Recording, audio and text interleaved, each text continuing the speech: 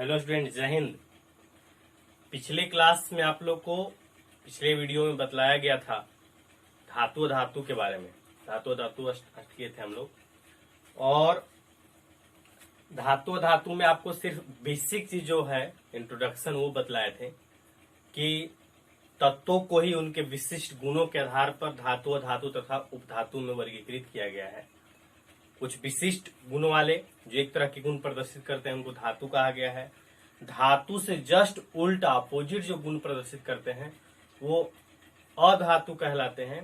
और वैसे तत्व है कुछ जो दोनों के बीच मध्यवर्ती गुण प्रदर्शित करते हैं, ऐसे तत्वों को उपधातु कहते हैं।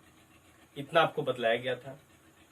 आगे आपको ये फिर बोले थे वर्गीकरण के बाद कि धातु कैसे पहचानते हैं, तो आपको तरीका बतलाए थे, कुछ एग्जाम्पल भी कराए थे, कौन कौन धातु है कौन अधातु है, ये चर्चा किए थे। ठीक है, अब आपको आगे हेडिंग देना है धातुओं के कुछ प्रमुख भौतिक गुण। हेडिंग देना है धातुओं के कुछ प्रमुख भौतिक गुण। धातुओं के प्रमुख भौतिक गुण ना, ये हेडिंग देना है। चलिए लिखिएगा पहला। बहुत चीज पर हम चर्चा पिछले दिन भी किए थे, या फिर डायरेक्ट करते हैं। ठीक है, सबसे पहले पढ़ेंगे हम लोग धातु के बारे में। पहला में वैलेंस इलेक्ट्रॉन के बारे में, कि जो धातु है उनका सामान्यतः संयोजी इलेक्ट्रॉन जो है वो एक होता है, मतलब इलेक्ट्रॉनिक विन्यास। पहला इलेक्ट्रॉनिक विन्यास पढ़ेंगे हम लोग कि सभी धातुओं के बाह्यतम कक्षा में एक इलेक्ट्रॉन होता है। सॉरी, एक कह रहे हैं, 1, 2 या 3 इलेक्ट्रॉन होता है। सभी धातुओं के बाह्यतम कक्षा में 1, 2 या 3 इलेक्ट्रॉन होता है। यही पहला भौतिक गुण है। डैश देख लिखना है पहला।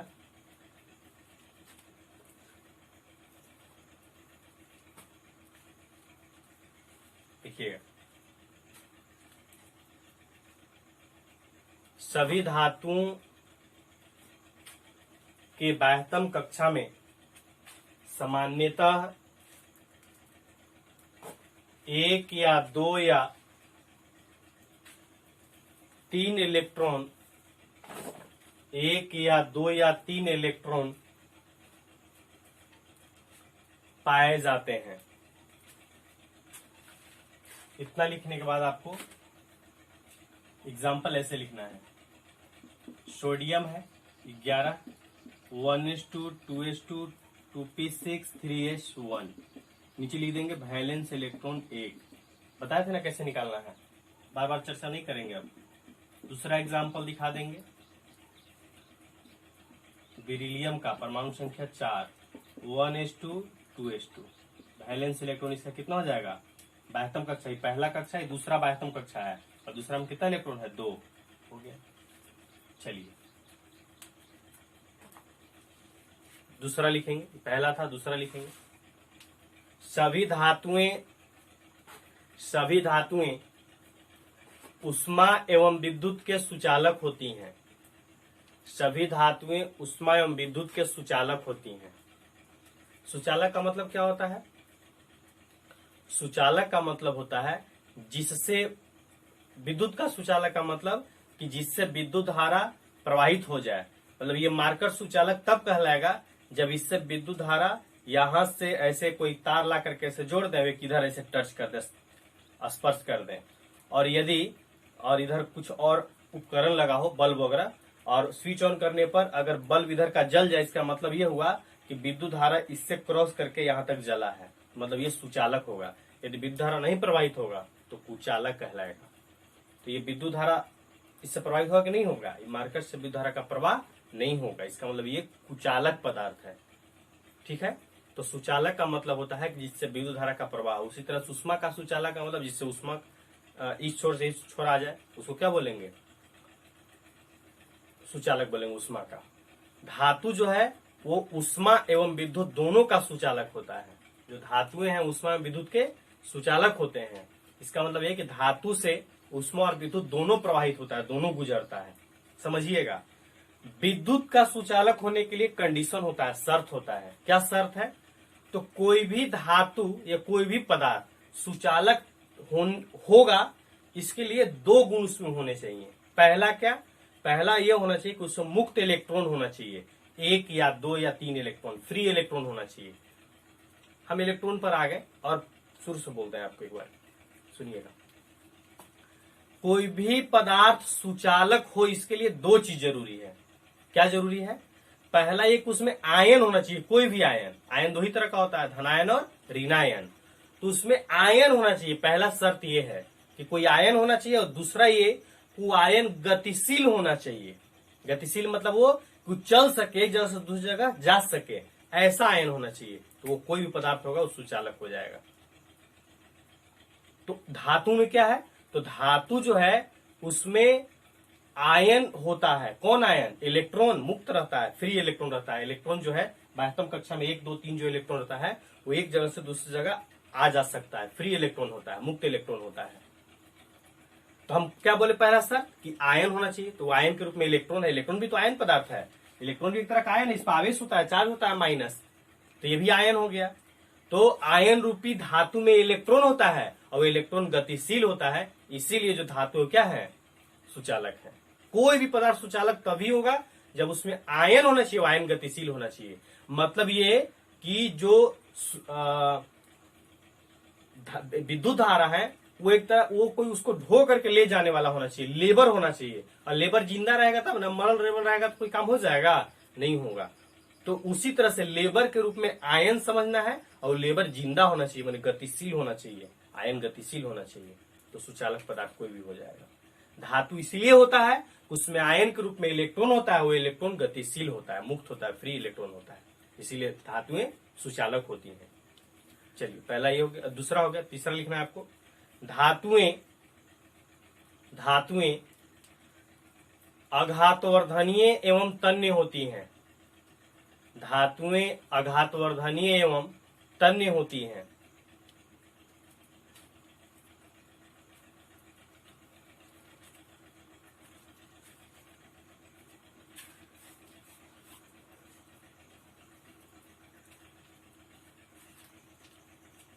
इसका मतलब क्या है?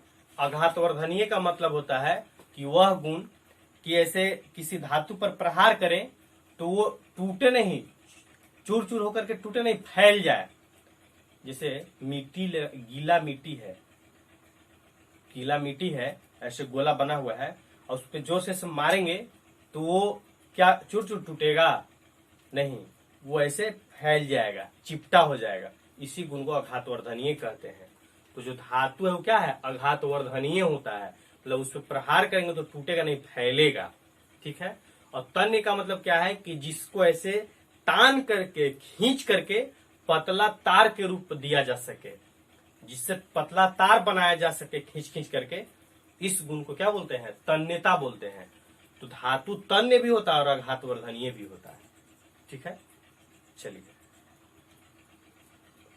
ऐसे आपको एक जानकारी के लिए बतला दें कि दोनों में सिल्वर सबसे अधिक है। दोनों गुण सुचालक, सिल्वर बहुत अधिक सुचालक होता है, और तन्यता गुण भी सिल्वर में बहुत अधिक पाया जाता है। मैंने सिल्वर को बहुत पतला किया जा सकता है। ये चीज ध्यान में रखना है, आपको लिख भी सकते हैं इसको।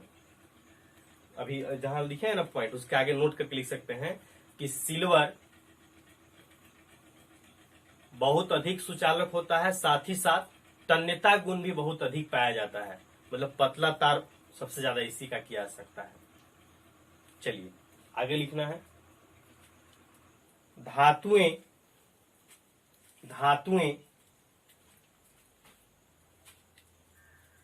कमरे के ताप पर सामान्यतः ठोस अवस्था में पाई जाती हैं। अपवाद करके लिखेंगे, अपवाद ऐसे लिखेंगे, पारा मरकरी Hg, और फिर द्रव लिखेंगे ऐसे 10 देखिए, द्रव। मतलब अपवाद क्या है? अपवाद में सिर्फ एक ऐसा धातु पारा है Hg मरकरी जो किस अवस्था में पाया जाता है? द्रव में। बाकी सभी कमरे के ताप पर ठोस अवस्था में पाया जाता है।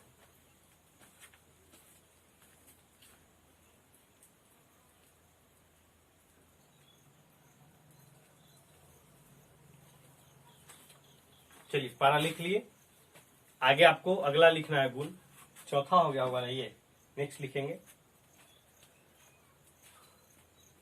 धातुओं में अपने बाह्यतम कक्षा के 1 या 2 या 3 इलेक्ट्रॉन त्याग कर धनायन में परिवर्तित होने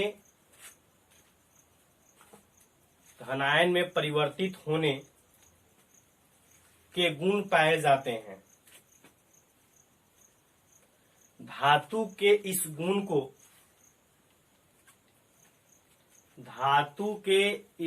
को विद्युत धनात्मकता कहते हैं। विद्युत धनात्मकता कहते हैं, समझिएगा। अभी हम लोग क्या समझे कि सोडियम का वैलेंस इलेक्ट्रॉन 1 होता है, बेरिलियम का 2 होता है। तो जितने भी धातु हैं जिनका बाह्यतम कक्षा में 1 या 2 या 3 इलेक्ट्रॉन होता है, वैलेंस इलेक्ट्रॉन 1 2 3 होता है, उनमें एक गुण ये पाया जाता है, सोडियम है तो अपना 1 इलेक्ट्रॉन त्याग करके से 1 इलेक्ट्रॉन माइनस मतलब त्याग रहा है और ये धनायन में परिवर्तित हो जाता है, Na प्लस बना लेता है। 9th क्लास में आयन का निर्माण में पढ़े थे हम लोग। उसी तरह से बेरिलियम है, बाह्यतम कक्षा में 2 इलेक्ट्रॉन थे, 2 इलेक्ट्रॉन त्याग करके Be2 प्लस बना लेगा, ये धनायन में परिवर्तित हो जाएगा। तो धातु का जो धनायन में परिवर्तित होने का गुण है, इसको हम लोग विद्युत धनात्मकता कहते हैं। क्या कहते हैं? विद्युत धनात्मकता कहते हैं। समझ में आया? ये इंपोर्टेंट पॉइंट है, इसको अच्छे तरीके से समझना है। एग्जाम्पल से इसको दिखा देंगे, 1 मिनट रुकिएगा। आयन बना करके मैग्नीशियम है 282, ये बाह्यतम कक्षा में 2 इलेक्ट्रॉन है, त्यागेगा 2 इलेक्ट्रॉन, बनेगा Mg2 प्लस। दूसरा एल्युमिनियम 283, 3 इलेक्ट्रॉन Al3 प्लस, यही ये हो गया। चलिए, ये जो इलेक्ट्रॉन त्यागने का गुण है धातु का, इसको क्या कहते हैं? विद्युत धनात्मकता गुण कहते हैं। आगे छोटा सा 2 और गुण है, लिखिए जल्दी से। धातुओं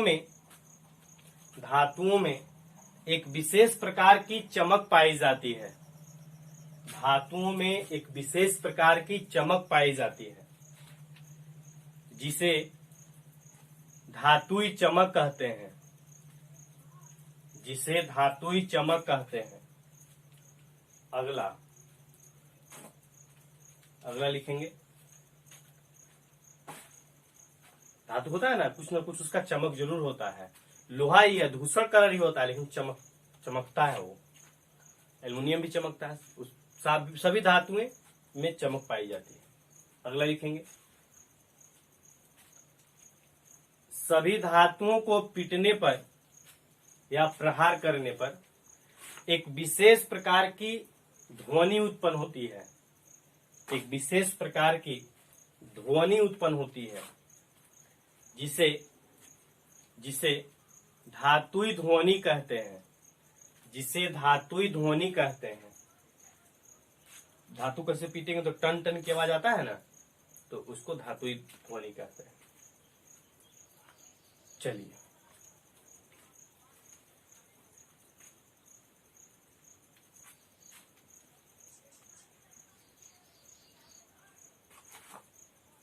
क्या क्या भौतिक गुण पढ़े। पहला आपको बतलाया गया कि बाह्यतम इलेक्ट्रॉन संयोजी इलेक्ट्रॉन 1 2 3 होता है। फिर दूसरा बताया गया कि उष्मा विद्युत का सुचालक होता है। तीसरा बतलाया गया कि आघातवर्धनीय और तन्य होता है। फिर कहा गया कमरे के ताप पर ठोस अवस्था में पाया जाता है। फिर अगला कहा गया कि धातुओं में 1 2 या 3 इलेक्ट्रॉन त्याग करके धनायन में बदलने की प्रवृत्ति होती है। इस प्रवृत्ति को हम लोग विद्युत धनात्मकता कहते हैं। ठीक है।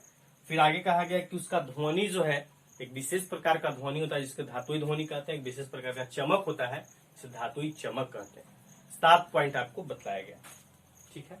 आगे आपको अब हेडिंग देना है इसी तरह से, अधातुओं के कुछ प्रमुख भौतिक गुण।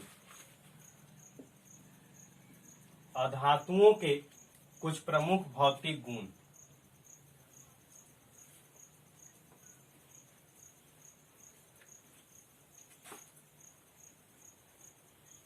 चलिए लिखिएगा।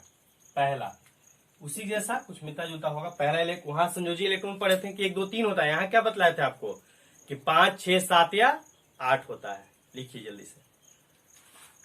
सामान्यतः अधातुओं के बाह्यतम कक्षा में 5 या 6 या 7 या 8 इलेक्ट्रॉन पाया जाता है। जैसे नाइट्रोजन है, नाइट्रोजन 7 परमाणु संख्या 1s2 2s2 2p3 valence electron. बाह्यतम कक्षा दूसरा अंतिम कक्षा है और इसमें 2 जगह इलेक्ट्रॉन है, 2 और 3 5 वैलेंस इलेक्ट्रॉन 5 हो गया। दूसरा हो गया एल्युमिनियम नहीं,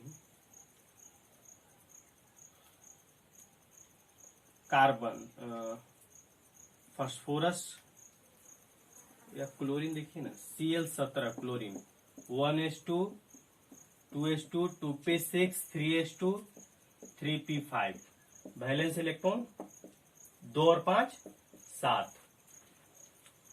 वैलेंस इलेक्ट्रॉन 5 हो 6 हो 7 हो 8 हो अधातु कहलाएगा। हम लोग पढ़े कि धातु के बाह्यतम कक्षा में 5 या 6 या 7 या 8 इलेक्ट्रॉन होता है। चलिए लिख लीजिए। अगला लिखना है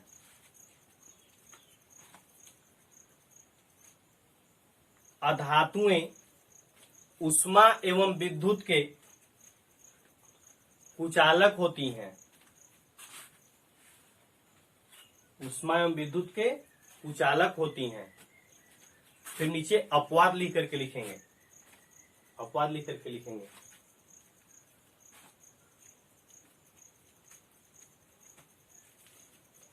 ग्रेफाइट सुचालक होता है।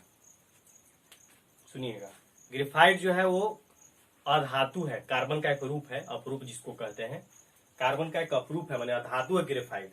हम लोग क्या पढ़े हैं पिछले बार अभी धातु में कि धातु उष्मा का सुचालक होता है। हम पहले से आपको बोल रहे हैं कि सब गुण उल्टा होता है। तो जब उष्मा एवं विद्युत का सुचालक होता है धातु, तो अधातु क्या होगा? कुचालक होगा, उल्टा होगा। लेकिन इसमें एक अपवाद है कि ग्रेफाइट अधातु है लेकिन उससे विद्युत धारा का प्रवाह होता है। आप बुक में देखिएगा तो प्रयोग दर्शाया हुआ, आप कर भी सकते हैं, लेकिन चूंकि ये थोड़ा रिक्सी होता है धारा वाला, इसलिए दिक्कत है करने में। अब देखिएगा कि ग्रेफाइट कहाँ पाया जाता है? पेंसिल के जो नोक होता है ना, नीब जिससे आप लिखते हैं, उसमें ग्रेफाइट पाया जाता है। तो आप पेंसिल को दोनों तरफ से छील दीजिए, इधर भी छील दीजिए और इधर भी छील दीजिए, और छील करके और तार जोड़ दीजिए, तो वो भी एक तार की तरह ही काम करेगा, मतलब आगे बल्ब वगैरह जलेगा, विद्युत धारा का प्रवाह होगा। तो ग्रेफाइट अधातु है, नियम के अनुसार वो कुचालक होना चाहिए था उसको, मतलब विद्युत धारा का प्रवाह उससे नहीं होना चाहिए था, लेकिन अपवाद स्वरूप ग्रेफाइट से भी विद्युत धारा का प्रवाह होता है, तो ये अपवाद में आ गया। चलिए अगला लिखना है, बोले लिखिएगा। अधातुएं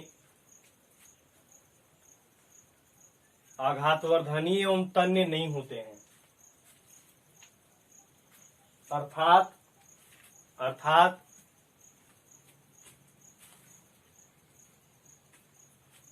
इन्हें पीटकर पतले चादर के रूप में या पतले तार के रूप में नहीं खींचा जा सकता है।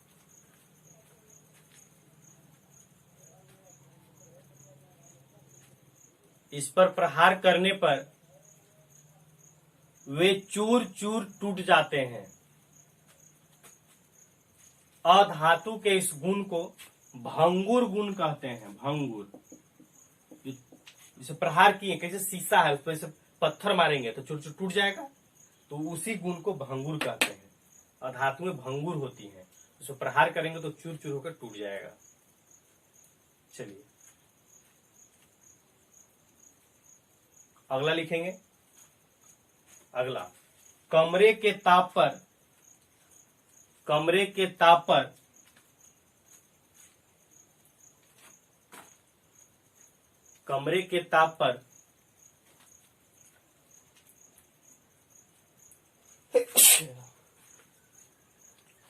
कमरे के ताप पर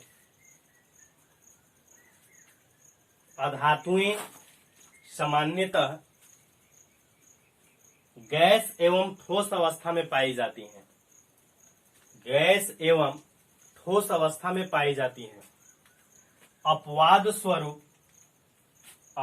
स्वरूप ब्रोमीन द्रव अवस्था में पाया जाता है। तो इसमें भी अपवाद है। अपवाद स्वरूप ब्रोमीन द्रव अवस्था में पाया जाता है। मतलब ब्रोमीन अधातु है, कमरे के ताप पर ठोस या गैस में नहीं पाया जाता है, अपवाद स्वरूप द्रव में पाया जाता है। चलिए अगला लिखना है आपको। ये तीसरा होगा ना, चौथा हो गया होगा, चौथा। पांचवा लिखना है।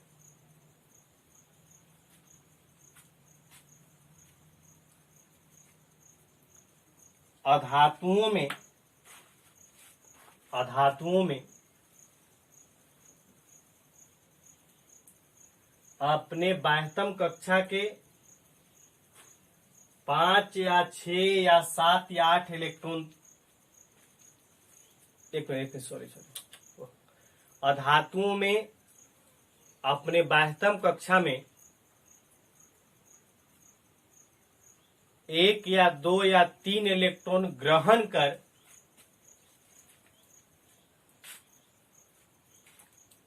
8 इलेक्ट्रॉन पूरा करके ऋणायन में परिवर्तित होने की प्रवृत्ति होती है।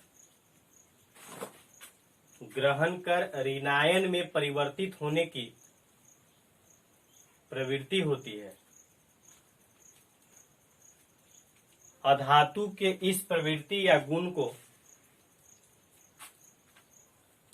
विद्युत ऋणात्मकता कहते हैं। विद्युत ऋणात्मकता कहते हैं। चलिए समझिएगा जल्दी से। अभी हम लोग पढ़े थे ना कि इलेक्ट्रॉन धातु त्यागता है, जो बाह्यतम कक्षा का इलेक्ट्रॉन है 1, 2 या 3 उसको त्यागता है। तो इलेक्ट्रॉन त्यागने के गुण जो था धातु का, उसको विद्युत धनात्मकता कहते हैं। और धातु में क्या होता है? तो धातु में होता है कि बाह्यतम कक्षा में 1 इलेक्ट्रॉन ग्रहण करेगा या 2 ग्रहण करेगा या 3 ग्रहण करेगा। मतलब इलेक्ट्रॉन ग्रहण करके और बाह्यतम कक्षा में 8 इलेक्ट्रॉन पूरा करके ऋणायन में परिवर्तित होने का गुण होता है। मतलब इतना इलेक्ट्रॉन ग्रहण करता है कि उसमें उसके बाह्यतम कक्षा में 8 इलेक्ट्रॉन हो जाए। जो 5, 6, 7, 8 होता है वो कितना हो जाए? 8 हो जाए। 8 वाला 8 तो पहले से ये तो नहीं करेगा, 5, 6, 7 वाला करेगा। तो 1 या 2 या 3 इलेक्ट्रॉन ग्रहण करके और 8 इलेक्ट्रॉन पूरा करके वो ऋणायन में परिवर्तित हो जाता है। तो इलेक्ट्रॉन ग्रहण करके जो ऋणायन में परिवर्तित होने की प्रवृत्ति है, जो गुण है, उसे क्या कहते हैं? विद्युत ऋणात्मकता कहते हैं। एग्जाम्पल इसे भी दिखा देंगे। ऑक्सीजन है, इसका 2, 6 होता है इलेक्ट्रॉनिक कॉन्फ़िगरेशन। बाह्यतम कक्षा में 6 इलेक्ट्रॉन है, कितना ग्रहण करेगा कि 8 हो जाए? 2। तो 2 इलेक्ट्रॉन ग्रहण करके और ऋणायन में परिवर्तित हो जाता है। ऑक्सीजन का इलेक्ट्रॉन ग्रहण करके ऋणायन में परिवर्तित होने का जो प्रवृत्ति है, गुण है, इसको क्या बोलेंगे? विद्युत ऋणात्मकता कहेंगे। उसी तरह से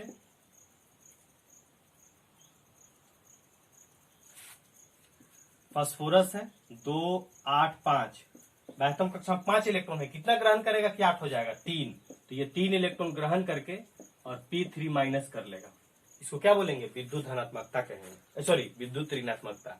इलेक्ट्रॉन ग्रहण करने का गुण विद्युत ऋणात्मकता और इलेक्ट्रॉन त्यागने का गुण विद्युत धनात्मकता। चलिए 5 हो गया। लिखिए इसको एग्जाम्पल को।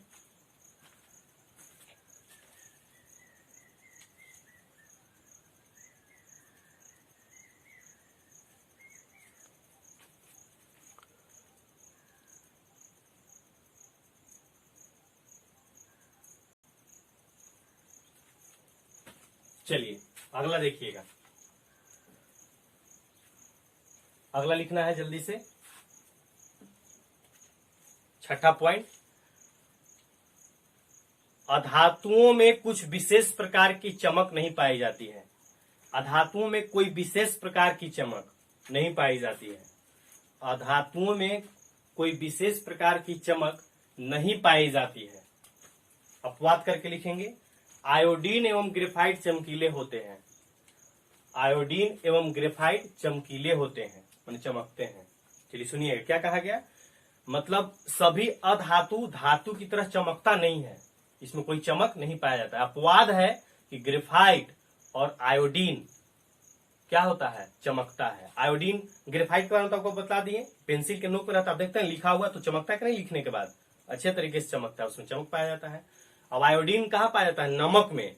तो नमक जितना ज्यादा आयोडीन का मात्रा होगा उतना ज्यादा चमकेगा नमक, ये भी ध्यान रखना। मतलब अच्छा नमक का मतलब क्या होगा, शिल्पा शेट्टी हम लोग टीवी पर आकर बोलते हैं ना कि नमक कम ही खाए लेकिन आयोडीन युक्त खाए, अच्छा नमक खाए। तो अच्छा नमक का मतलब क्या है, जिसमें आयोडीन अधिक है। अब आयोडीन अधिक का मतलब कैसे होगा, जिसमें चमक अधिक है। मतलब नमक खरीदने आज के बाद जाएंगे तो देखेंगे चमक है कि नहीं है, फाड़ेंगे देखेंगे चमक है तो खरीदेंगे, नहीं है तो अगला दुकान से। चलिए ठीक है, तो लिखना है नीचे अपवाद करके, आयोडीन और हीरे चमकीले होते तो लिखवाई दिए। और लास्ट लिखना है आपको कि देखिए लास्ट सातवां, अधातुओं में कोई विशेष प्रकार की ध्वनि नहीं होती है, जिसमें कोई ध्वनि भी नहीं होता है। ये आपका धातु एवं अधातु का भौतिक गुण हो गया। आपका होमवर्क है कि दोनों में अंतर लिख करके आना है। भौतिक गुण के आधार पर धातु अधातु में अंतर स्पष्ट करें, ये प्रश्न हो गया, आपको होमवर्क लिख करके आना है। बाकी अगले क्लास में पढ़ते हैं, ठीक है। लिखा जाएगा ना दोनों का, ये सुचालक होता है, कुचालक होता है, चमक होता है, चमक नहीं होता है, आसान तो है। चलिए बाकी अगले क्लास में, धन्यवाद।